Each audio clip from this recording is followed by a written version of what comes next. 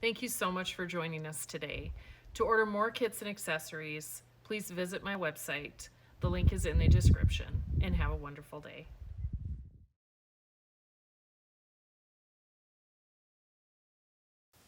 Welcome to the accessories portion of the craft bench.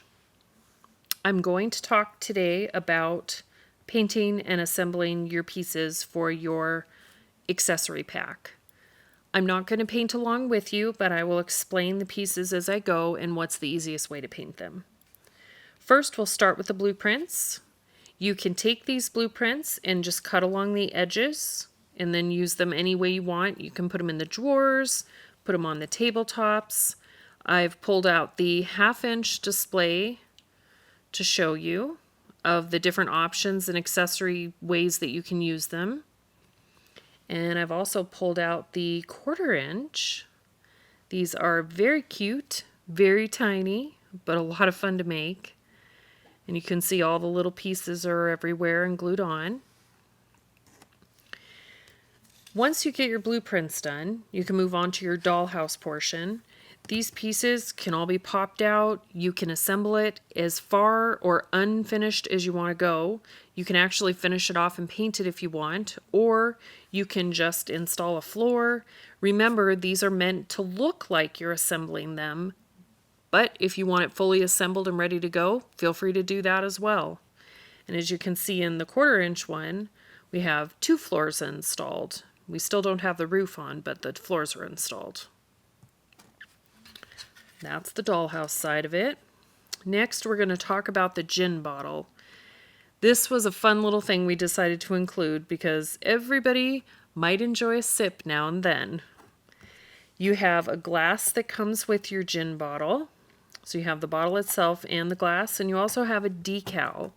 This decal is meant to be cut out. You would cut along these dotted lines. You're going to cut on the inside of them. You don't want the dotted lines to show, but there is a slight curve, and that is why the lines were put here, so you don't cut straight across. To get it to curve around this bottle, it does need that slight curve in the decal. You're going to paint your bottle first, then I'll tell you how to put your decal on. When painting your bottle, you do want it to look like glass, and a really easy way to get that effect is with the alcohol inks made by Ranger. The color I used was Meadow. The alcohol inks are very simple and easy to use, and I'd recommend definitely giving them a try for one thing or another. If you don't want to use it on this, try it on something, because I think you'd be really happy with it. All you do is you take a little bit, put a couple dots in a solo cup, and then use a paintbrush and you would paint it on. The items come supported on sprues ready to go, so you don't have to touch them. You're going to paint your bottle on all sides with the Meadow alcohol ink. Let it dry for 30 seconds. It dries very quickly, and then you can paint a second coat. On the cap up here on this portion, you can use anything you want to paint that. I did use a metallic green, which is traditional with this style of Uncle Val's gin bottle.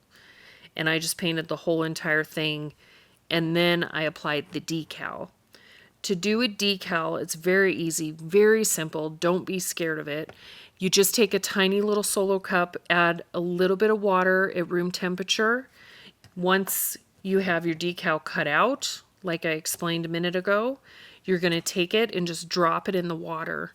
You're going to need tweezers for this part of it because the tiny 1/4-inch one gets very tiny.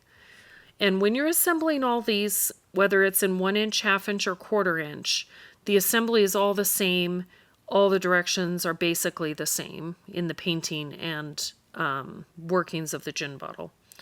So once you cut out your decal, you're going to drop it in the water, let it sit in the water for about 20 seconds, then take your tweezers, get it out of the water, and this back is a piece of paper that it's going to slide off of.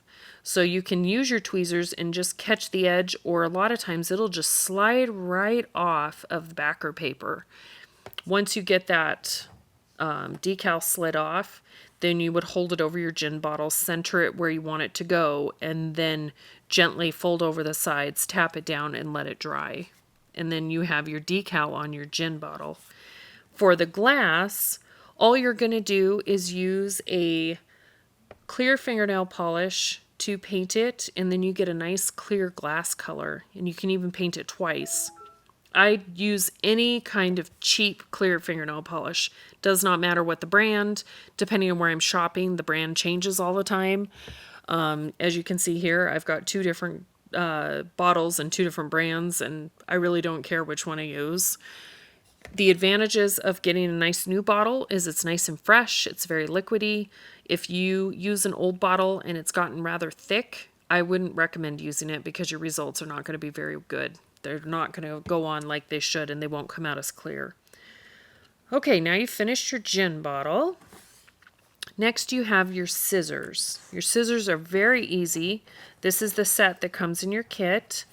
You just paint the top handles, and you can paint them any color you want. Of course, scissors come in many colors. And I put a tiny little pin dot of paint to mimic a little pin that's holding it together.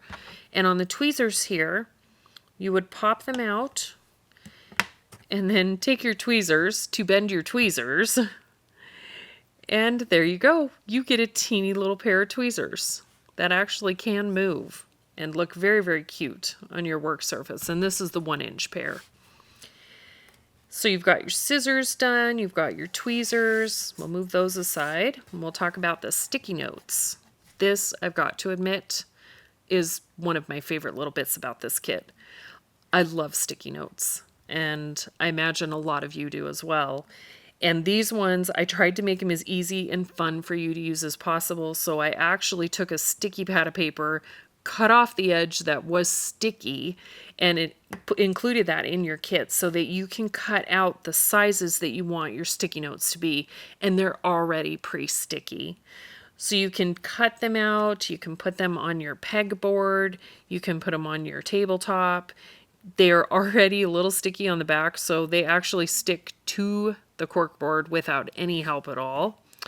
On like the 1/4-inch one here, you can see I slightly curled the edge a little bit just to make it more fun and look more natural. And then I put a sticky pad here. None of that is glued down. It's really, really fun to work with. And you've got a lot here to make a lot of sticky pads. All right, now we'll move on to our paint bottles. We have a mug. We have a bottle of Elmer's glue, we have a bottle of Aleene's tacky glue, and we have a bunch of paint bottles. The paint bottles are, you're just going to use whatever fun acrylic colors you want to use. I mimicked mine to look a little bit like Ceramcoat colors and Ceramcoat bottles by mimicking the white cap and then putting the same color of a little tiny dot of paint on the top of the bottle. So acrylic paint, white caps, dot of paint on the top. You can use a fine paintbrush to get that dot of paint, or another really, really great thing to use is a ball stylus. It gives you beautiful little dots as you go. The bottle of Aleene's tacky glue. This is easily painted with copper paint, any brand you want to use, just a metallic copper color. Really does mimic the Aleene's bottle of glue, as you can see here. And you can also use even a dark gold if you want. Then I took a metallic purple and I just painted a little swipe across to kind of mimic this. And then I painted the top portion white. And it really does look like a cute little bottle of Aleene's tacky glue, as you can see here. The next one is the Elmer's bottle. The Elmer's bottle I enjoyed painting because you didn't even have to paint the outside. The way that it comes 3D printed in white makes it very easy to just use this white base.